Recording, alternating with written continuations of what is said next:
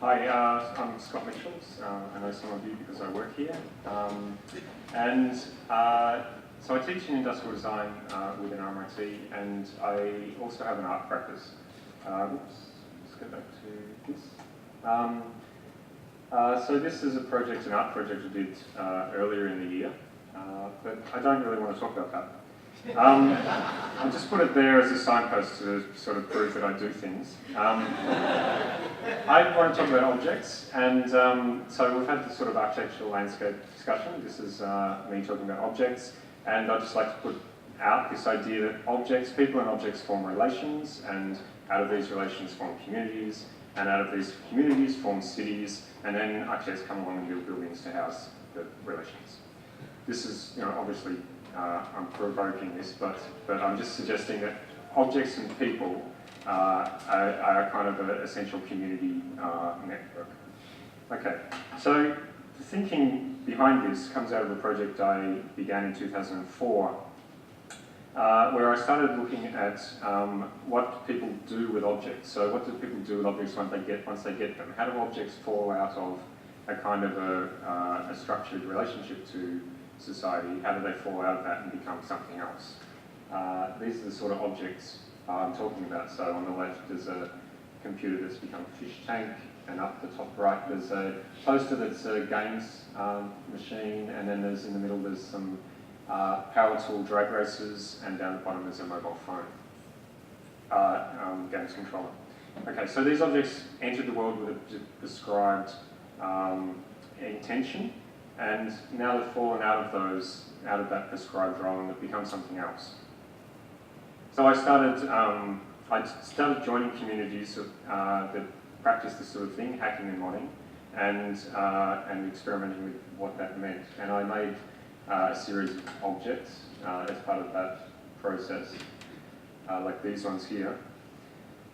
And in this research, I discovered a strong connection between communities that modify the world around them, communities that modify the objects around them, and open source communities, open software communities. So there's a strong connection between the hacking and modding communities and practices of open source, and it's through the belief in open information, free information. And I mean this in respect to that the information is freely accessible, and it's free for the user to take that information, modify that information, and redistribute that information. Okay, so the user, the person, the active agent in this, is free to manipulate the information around them and the objects around them. Okay. So the links between the hacking and modding communities and this idea about freedom, it has a historic link. It's linked to counterculture movements in America. There's strong links between the Silicon Valley development of the computer and the 60s hippie movements and the 70s DIY activist movements.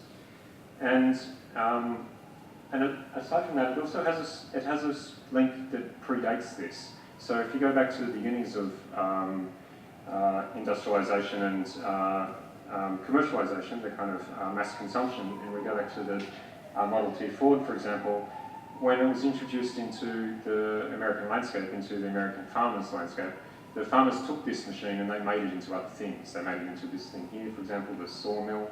They made it into the first motorized washing machine. So they saw it as a thing that could be many things. And you could say that this object here, this T Model Ford, had interpretative flexibility. So within its design, we could make it many things. And the user got to choose about those things. But this didn't get unchallenged, so Ford tried to dissuade this from happening. They would do things, farmers would talk about these changes, they would talk about these in trade journals, and they'd discuss the various things you could do, and they'd freely share the information about how you'd make these changes, and they formed communities around this information. Ford asked their distributors to stop selling modification kits. They persuaded the trade journals to editorialise about how this was a bad thing to do, and they tried to stamp out these practices, these divergent practices of use. Now, this is a clear description of what is currently going on in our society, so things really haven't changed much. This is a project I ran in 2006. It's called the iPod Social Outreach Program. And I was thinking about, I have this idea of the impoverished consumer. And it's hard to think of that when you have an idea of the world and the amount of impoverished, individuals or societies within this world. So the idea of an impoverished iPod user is a difficult thing to conceive of. But there's still a structure of control within the consumption of the iPod. There's still, ways in which you're disadvantaged or marginalised within that active consumption.